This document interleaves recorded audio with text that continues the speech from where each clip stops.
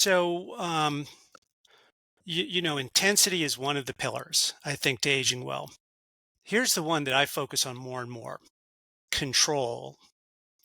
And I love to quote Ross Bentley, who's a race car driver. I am not a race car driver. But he's funny. He talks about, how if rookie drivers would just drive slower, they would go faster. And they're trying too hard, right? But he talks about race car drivers entering turns, right, within a half a mile an hour of the ideal speed that will set them up for the best exit. And they do that turn after turn, lap after lap. That's the mark of real mastery in that sport.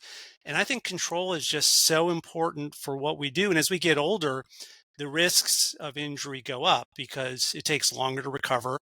Muscles and tendons are less resilient. So the risk profile is higher. That means more control. I love Let's that dive answer. into that a little. Let's dive into that a little bit. So I know that you emphasize tracking irritation and injuries.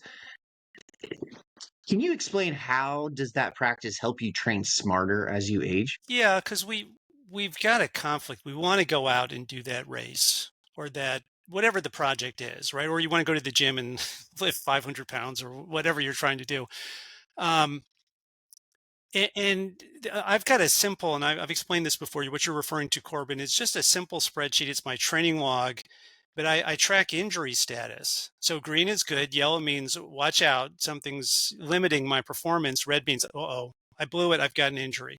But I don't just track injury status. I track irritation status, what runners call niggles. And Mhm. niggles are so perplexing because we don't know what they mean, right? We don't know if that ache in your knee is the start of a major problem or if it's just something you should run through.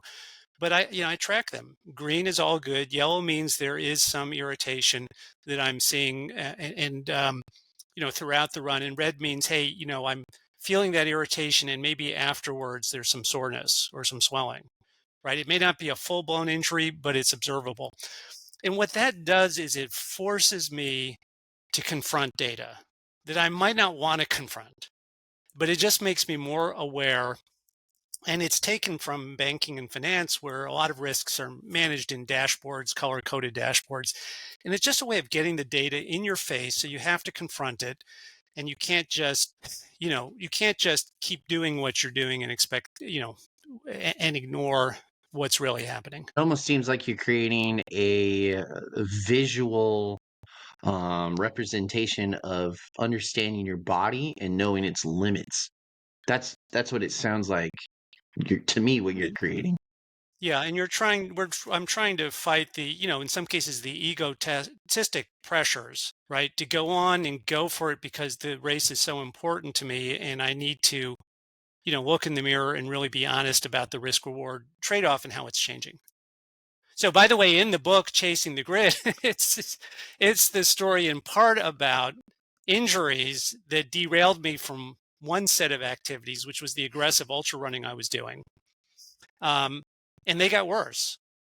And they began to turn chronic. And so this was one of the methods that I implemented, to face myself, to look in the mirror and say, hey, Posner, you need to change because this is not going in the right direction. The percentage of time in the red is going up, right? It's not going down, it's going up.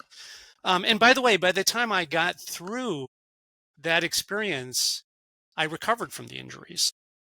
So the pivot to more hiking and peak bagging and away from ultra running was successful. I came back and I'm now doing, I resumed doing marathons and ultras, and I'm now in the green zone. That exercise forced me to make a decision. I said, look, I'd love to go out and do some great race, but what I really want to do is stay in the green zone. So I need to manage my goals and my training methods accordingly. So it's Yeah, I like think you're it's important. humbling your competitive spirit. I'm sorry, Corbin? I said it's like you're humbling your competitive spirit. Yeah, and I mean, we're all competitive. Life is competitive.